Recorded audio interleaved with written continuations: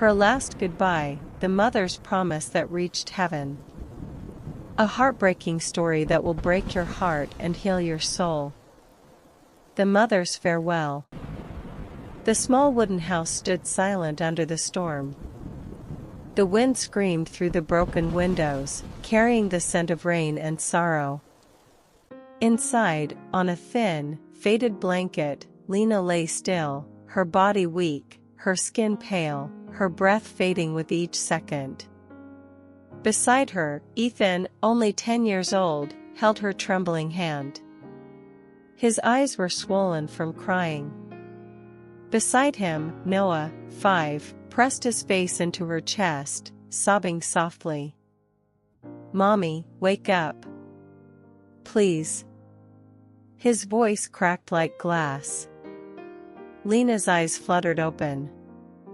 She saw their little faces, so young, so innocent, and tears rolled silently down her cheeks. She tried to smile. Her lips quivered.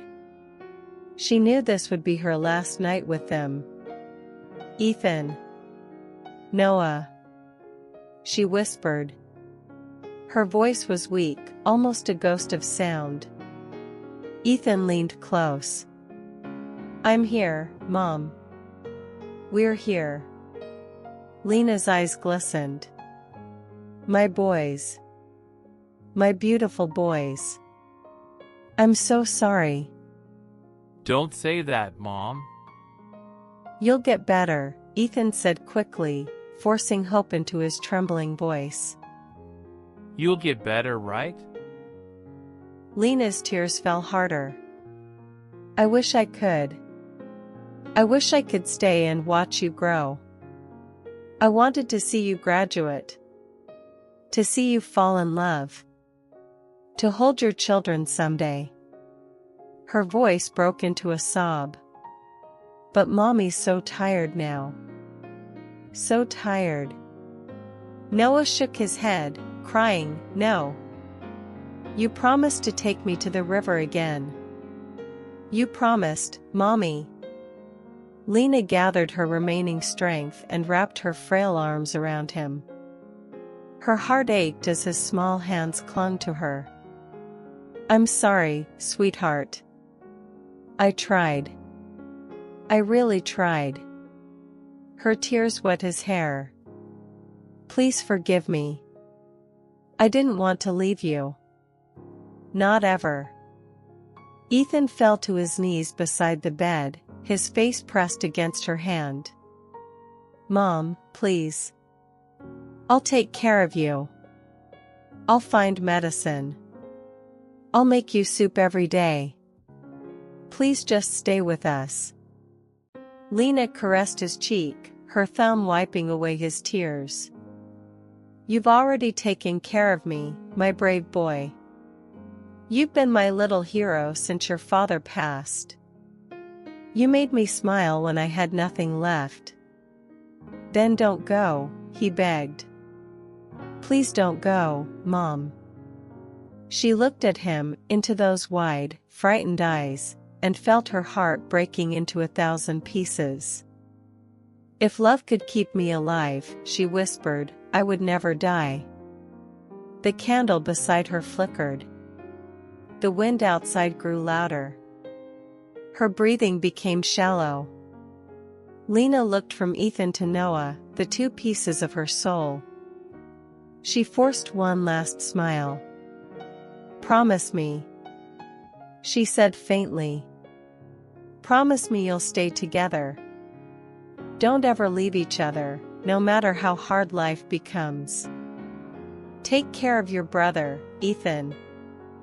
You're his protector now." "I promise, Mom," he sobbed. "I'll protect Noah.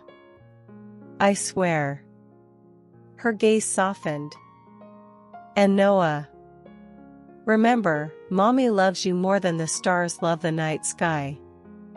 The boy buried his face against her chest. "I love you too, Mommy." The candle went out. A long silence filled the room. And then, the faintest whisper escaped her lips. Don't cry. Mommy's just going to rest for a while. Her hand slipped from his. Her eyes stayed half open, gazing at them, frozen in love. Ethan screamed her name until his voice broke.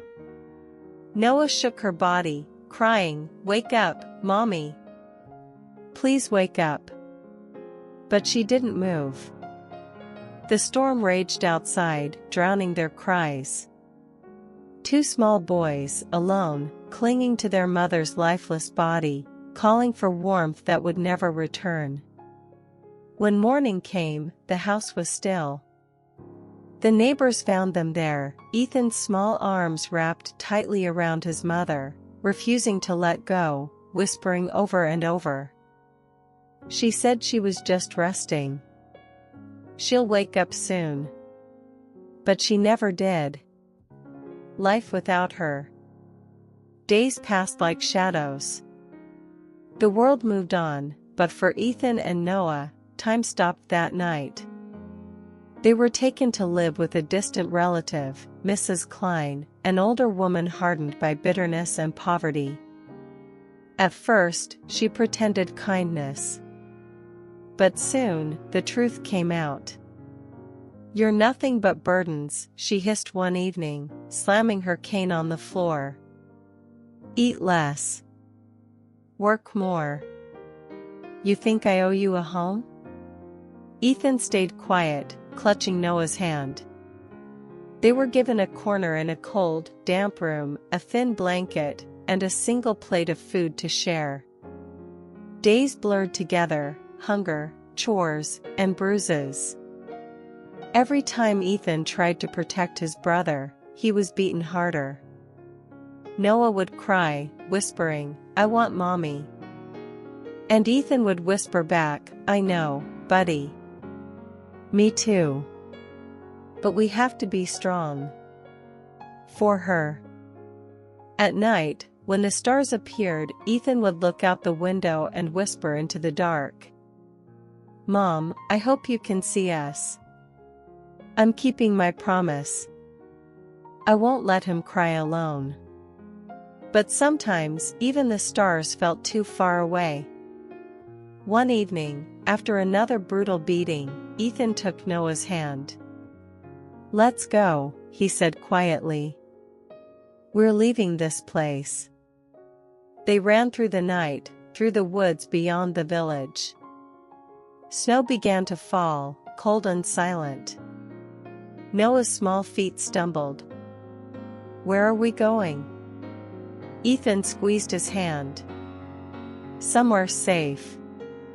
Somewhere Mom would want us to be." Hours passed. The forest grew darker. That's when they heard it, a crash. Metal against metal. Glass shattering. A scream. A car had slid off the icy road and crashed into the trees. The miracle in the forest. Ethan rushed toward the wreckage. Smoke poured from the hood. Inside, a man was trapped, blood running down his face, his body pinned. "Sir? Can you hear me?" Ethan yelled. No answer. The door wouldn't open. Ethan looked around, grabbed a rock, and smashed the glass. He reached inside, unbuckling the man's seatbelt. Noah helped pull. "Pull, Noah. We can do it." Together, the two boys dragged the man out just seconds before flames erupted. They fell back into the snow, coughing, trembling. The man groaned, his eyes barely open. "Who?" Ethan covered him with his own torn jacket. "Don't talk. You'll be okay. Help is coming." But there was no help. Only wind and cold. Ethan held the man's hand, the same way he had once held his mother's. "Please. Don't die too." After what felt like hours, the sound of sirens filled the forest. Rescuers rushed in, shocked to find two little boys guarding a wounded stranger. The man they saved was Mr. Henry Weston, a billionaire philanthropist, known for his wealth, but forgotten for his loneliness. He survived because two orphans refused to walk away. The new beginning. When Henry woke in the hospital, he saw them sitting quietly by his bed, bruised, dirty, but holding each other just like brothers do when the world has forgotten them. "You saved me," he said softly. "But who saved you?" Ethan lowered his eyes. "No one." Something in Henry's heart broke. He asked where their parents were. Ethan simply said, "She's with the stars now." That night, Henry couldn't sleep. He thought about their faces, the same fear, the same loneliness he had once felt as a boy. The next morning, he made a decision that would change all their lives.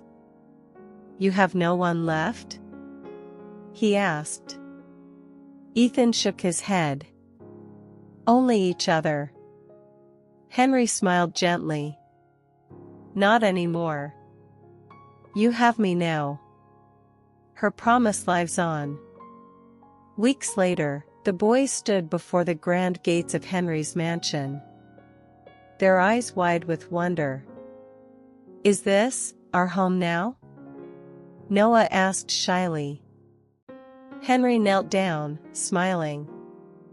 "Yes, it is. And from now on, no one will ever hurt you again." Ethan turned to the sky, the same sky his mother had once looked at, praying for her son's safety. He whispered, "Mom, we're safe now. You can rest." For the first time in months, he smiled. Henry became the father they never had. He gave them education, warmth, and love, but more than anything, he gave them back their childhood. Years later, Ethan stood on a stage beside Henry, now an old man, at a charity gala. He told their story, every painful, beautiful, heartbreaking piece of it. And he ended with these words: "Sometimes, the people with the least to give the most.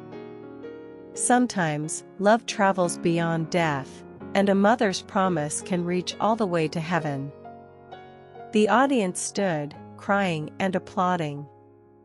Henry wiped a tear and whispered, "Your mother would be proud." Ethan looked up at the night sky through the glass ceiling, and for a brief moment, he swore he saw it, a single, bright star glowing stronger than all the others. And he knew. She was watching. She was smiling. Love had found its way home.